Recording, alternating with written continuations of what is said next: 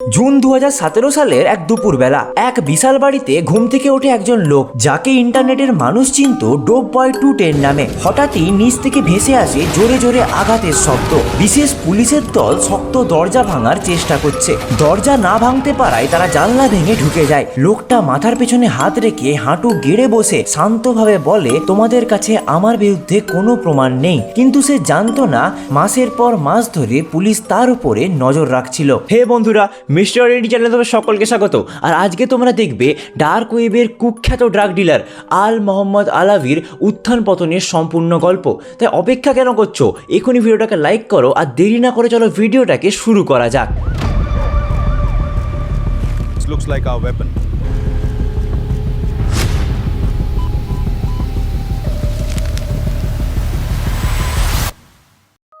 গল্পটা শুরু হয় ইরাক থেকে। আলা তখন কিশোর। যখন আমেরিকা ইরাকের সেনা অভিযান শুরু হয় তখন ভালো ইংরেজি বলতে জানায় আলা আমেরিকান সেনাবাহিনীর অনুবাদক হয়ে যায়। মাসে $1350 বেতন তার। কাজের ফাঁকে সে সেনাদেরকে প্রথমবার স্টেরয়েড ব্যবহার করতে দেখে। সুযোগ বুঝে সে নিজেই স্টেরয়েড বিক্রি শুরু করে আর এতেই তার চাকরি চলে যায়। পরে একটা ক্যাম্পে অন্য একটা কাজে কম্পিউটারে বসে থেকে থেকে সে নিজেই কোডিং আর হ্যাকিং শিখে ফেলে। এরিক গস নামে এক আমেরিকান ছেলের সাথে তার বন্ধুত্ব হয় গানের শখ থেকে, যা পরে অন্য মানুষের নেটওয়ার্ক হ্যাক করা আর ইমেল ফাঁস করার মতো বদনামে পরিণত হয়। তাকে চাকরি থেকে বের করা না হলেও ইন্টারনেট বন্ধ করে দেওয়া হয় তার। এদিকে আলা নিজের কম্পিউটারে অ্যাপ বানানো শুরু করে, এমনকি একটা ইরাকি ডেটিং অ্যাপও বানায় যা মাসে তাকে $5000 আয় করতে সাহায্য করে। ইরাকে বড় হওয়ার সুযোগ কম দেখিয়ে সে বিশেষ ভিসায় 2012 সালে আমেরিকায় চলে আসে। ঠিক সেই সময় যখন ডার্ক ওয়েব, বিটকয়েন আর সিল্ক রোডের মতো গোপন তথ্য অনলাইন বাজার দুনিয়া বদলে দিচ্ছিল। আমেরিকার জীবন সহজ ছিল না। ডাক্তার হওয়ার স্বপ্ন নিয়ে আসা আলার সাময়িক জীবন চলছিল সরকারি খাবার থেকে। কলেজের ছাত্রদের মধ্যে নেশার জিনিস ব্যবহারের প্রবণতা দেখে সে আবারও ব্যবসা শুরু করে। গাঁজা, বিড়ি, তারপর কোকেন তো তার কাছে সাধারণ ব্যাপার হয়ে গিয়েছিল। 2014 সালে পড়াশুনো ছেড়ে দিয়ে সে পুরো দমে নেশার জিনিস বিক্রি করতে শুরু করে। 2015 জানুয়ারিতে পুলিশের হাতে ধরা পড়লেও এটা তার প্রথম অপরাধ হওয়ায় হালকা শাস্তি পেয়ে সে ছাড়া পেয়ে যায়। কিন্তু সেই সতর্কবার্তা তাকে থামাতে পারেনি। এবার আলা বিশেষ ব্রাউজার খুলে সেই সময়ের সবচেয়ে গোপন অনলাইন বাজার আলফাবেতে ডোপ বয় 210 নামে একটা অ্যাকাউন্ট খুলে। সেইখানে সে বাড়িতে বানানো গোপন ড্রাগের বড়ি ছোট খামে ভরে ডাকে পাঠাতো সারা আমেরিকায়। 2015 সালে আলফাবে আগের সব বাজারের থেকেও বড় হয়ে ওঠে। ছোট বিক্রেতাদের জন্য এটা যেন একটা সোনার খনির মতো কাজ করে। আলা ভাবতো গোপন এই দুনিয়ায় তার পরিচয় কেউ জানবে না, পুলিশ কখনো তার নাগাল পাবে না। নিজের বাড়িতেই সে ছোট একটা কারখানা বানায়, ড্রাগসের বড়ি বানানোর মেশিন কেনে আর আসল ওষুধের বদলে নকল বড়ি বানিয়ে বিক্রি করা শুরু করে। এরপর আসে সবচেয়ে ভয়ঙ্কর সিদ্ধান্ত। সে চীনের এক বিক্রেতার কাছ থেকে ফেন্টালিন নামক এক ভয়ঙ্কর শক্তিশালী নেশার জিনিস আনা শুরু করে, যা হেরোইনের চেয়ে 50 গুণ আর মরফিনের চেয়ে 100 গুণ বেশি শক্তিশালী। আসল পেন কিলার ওষুধের বদলে সে অল্প ফেন্টালিন মিশিয়ে নকল ওষুধ বানিয়ে বিক্রি করত। মানুষের জীবনের কোনো পরোয়া না করেই কয়েক মাসের মধ্যে তার উৎপাদন বাড়ে।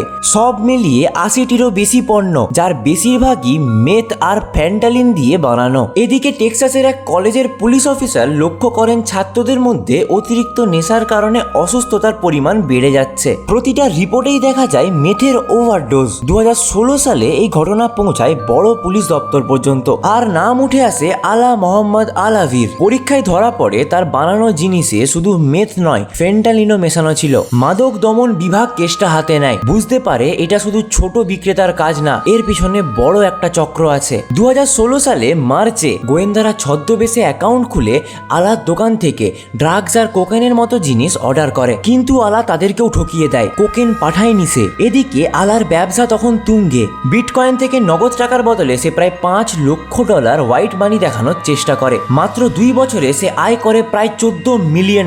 কিন্তু সে জানতো না তার বিটকয়েনের হিসাবের কোনো দরকার ছিল না। পুলিশ আগে থেকেই তার প্রতিটা চলাফেরা নজরে রেখেছিল। 17 মে 2017 সালে বিদ্যুৎ কর্মীদের ছদ্মবেশে এক গোয়েন্দা গিয়ে বাড়ি খালি করায়। তারপর সুরক্ষা সুরক্ষার পোশাক পরা দল রেড চালায়। বাড়ি থেকে উদ্ধার হয় ড্রাগসের বড়ি বানানোর মেশিন, 500 গ্রাম ফেন্টালিন, মেথ, কোকেন, হাজার হাজার নকল বড়ি আর অবৈধ অস্ত্র।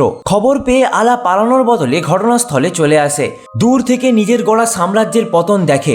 ফোন ফেলে দিয়ে সে ইরাকে পালানোর পরিকল্পনা করে, কিন্তু কিছুদিন পর আবার টেক্সাসে ফিরে আসে, না জেনেই যে পুলিশ তখনও তার পিছনে লেগে আছে। কিছুদিন পর 3টে শহরে একসাথে রেড চালায় পুলিশ। আলার বাড়িতে জানলা ভেঙে ঢোকে দলটা।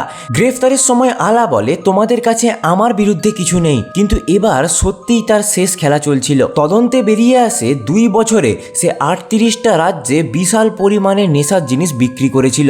আদালত তাকে 30 বছরের সাজা দেয়। সাজা শেষ হলে ইরাকে ফেরত পাঠানোর নির্দেশ দেয়। ডাক্তার হওয়া স্বপ্ন নিয়ে আসা একটা ছেলের জীবন শেষ হয় ডার্ক ওয়েবের কুখ্যাত ড্রাগ ডিলিং দিয়ে। আজকের মতো এতটাই। ভিডিওটা কেমন লাগলো অবশ্যই কমেন্ট করে জানাবে। যদি ভালো লাগে থাকে অবশ্যই একটা লাইক করবে। চ্যানেলে নতুন হয়ে থাকলে চ্যানেলটাকে সাবস্ক্রাইব করবে। আর দেখা হচ্ছে তোমাদের সাথে পরবর্তী ভিডিওতে এরকমই একটা নতুন গল্পের সাথে। ততক্ষণের জন্য স্টে টিউনড, সাবস্ক্রাইব।